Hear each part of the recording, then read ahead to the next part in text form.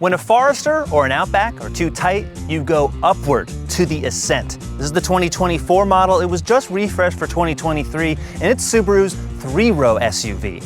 It's still riding 8.7 inches above the ground, has all the electronics and the same engines that you'll find in other Subaru models, but it's definitely plus size. We're gonna go inside and out on this loaded touring model to tell you all about it. This generation Ascent was brand new for 2019. There was a styling refresh for 2023, and there's no major changes for 2024. Inside and out, it's a tried and true Subaru, so you don't have to relearn really anything. In a parking lot, the front end of the Ascent isn't pretty, but in the woods and autumn green like this is painted, it actually looks quite appropriate. And how can you tell this is the top touring trim? Well, at the bottom here, they're finished in chrome, those little air intakes where everywhere else they're all black. This one gets the ritzier treatment. 3 fundamentals of Subaru design: 8.7 inches of clearance, that's more than a lot of pickup trucks. And up here, body cladding all over the place. Plastic, you gotta love that because it's rugged. And standard roof rails. You won't find that on many SUVs, you gotta order them extra. And on the Ascent, most of the trims come with these larger and prettier 20-inch wheels. They're two-tones, and overall, yeah, it basically has the same kind of stance as an Outback, but it is significantly taller. From the back, the Ascent is generic, but for Subaru, it's kind of special because most of their cars, like the Crosstrek and the Outback that sell so well, are actually just lifted wagons. This one, with the height and the dimensions that you see here, it truly does feel like a big SUV.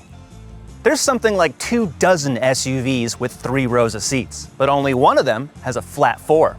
This one, with 260 horsepower and 277 pound-feet of torque. All-wheel drive comes standard, and there's a CVT, a continuously variable transmission. The fuel economy, not so great. There's no hybrid option on the Ascent, so what you see here, including for the 20-inch wheels, which this one has, slightly lower fuel economy than the ones with 18s, the numbers are just so-so. But the towing is good and competitive. 5,000 pounds on every trim except the base model, which only does 2,000. Cargo space behind the 3rd row, 18 cubic feet. When it's folded, 42. When everything is folded, 73. Without the panoramic moonroof, you actually gain a few cubes, up to 76 cubic feet with everything folded. Even so, that number does not eclipse the 80 plus that some of the segment's top leaders do. Certainly the Toyota Grand Highlander, which is even larger. Unlike a lot of other SUVs with a 3rd row, there's no remote release levers, not on the side or up front. And it's also not powered, so you have to do it manually with these little straps. Push it down. Not horrible, but just having some levers would make that a lot easier. The only problem with these captain's chairs, they don't fold completely flat. So even though they're nice, they're heated, they're very cushy, this is gonna intrude on your cargo space. But there's extra space underneath this tray, which also hides the cargo cover. And there's also a spare tire underneath that, so you're not losing out. The Ascent may be the tallest Subaru, but it doesn't feel like that when you're sitting inside. Getting in here, the access height, just the same as you'll find in the Outback, and the seats are extremely comfortable, and the visibility from all angles, superb. The best part about the touring trim is this brown Nappa leather. It's also cool in the front 2 seats, but the fake wood, that really needs to go. Everything else is pretty high quality, and it's the same. The same gauges, the same steering wheel, the infotainment system. It's just how you'd find it in a Crosstrek for half the price. Still, I wish on this touring trim you'd get some height adjustment for this front passenger seat. Still doesn't have it. The Ascent comes with either 2 captain's chairs or 3 across as a bench. I prefer the captain's chairs to get these nice armrests. They're heated. I like that. 3rd zone for the climate. And this Subaru is the only model that Subaru makes that comes with a panoramic moonroof. There's also 19 different cup holders. But 2 of those cup holders are way down here and a really flimsy looking design here. It's best to keep this closed. Space is limited in the back seat. For an adult, this is pretty cramped. Other 3-row SUVs have a lot more space. If you got 3 small children, you might be able to fit them across here without a car seat, but they might be fighting over the USB ports. It's only on that side. Every Ascent comes with an 11.6-inch touchscreen. It's in the portrait setting. It's got the same kind of goofy looking icons that you'll find in other Subaru models. I say that just because it does seem kind of amateurish when you're looking at modern interfaces from Chrysler and Jeep and Toyota. It just doesn't seem like it's all that great, but the TomTom maps are better. It's probably the bright spot of the whole system, really. And there's wireless Apple CarPlay and Android Auto, that's here. So all that stuff is here. Climate controls, a bit messy, I think. It's a little bit cluttered, but there are temperature controls on either side of this screen, plus real volume knobs. I like that.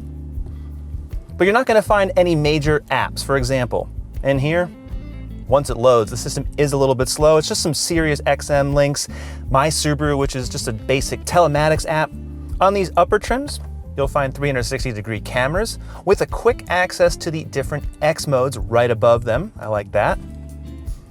There's also a feature, if you swipe over here, called Cabin Connect, and it will amplify your voice in the front row to those in the back 2 rows. Good for anybody listening.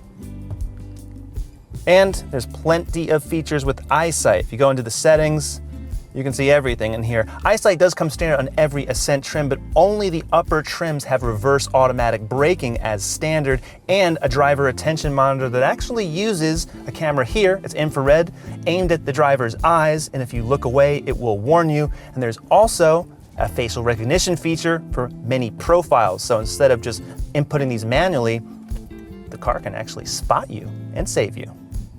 Subaru keeps things basic in the instrument panel as well, sometimes a little too basic. This central display is small and it's a little, well, it just looks old. Easy to read and better than previous model years that use this. Plus, I do like the analog gauges. Overall, this is a simple car. It really will not confuse anyone who drives it. There's plenty of power in this engine, and thank goodness, because if you're driving an Outback, you get the naturally aspirated 2.5 liter. This turbo, 2.4 liter, it's got plenty of juice, especially for a car like this, which with all the options is pushing 4,500 pounds. I've driven everything Subaru has to offer as of late. We've got so many Subaru reviews, and this one's gonna be very similar. It's just bigger, it's plusher, and it's even quieter. So the extra price and size when you're driving an Ascent just feels a little bit more elevated, as it should. This is Subaru's top dog model. Taking a Subaru on any stretch of highway for a long time, for a short time, it's a good bet.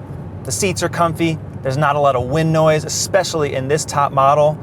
It's really among the quietest Subarus I've had. The Outback is definitely louder. The roof rails on that car, you can watch the review, are definitely noisier by far. But here in the Ascent, not much noise ever comes in. Even little things like the smoothness of this leather on the steering wheel. That's not something you can find on other top models of other Subaru models like the Forester, for instance. So when you get an Ascent, you've truly risen, well, a little bit higher. While ride comfort's good, the on-center feel is still pretty bad.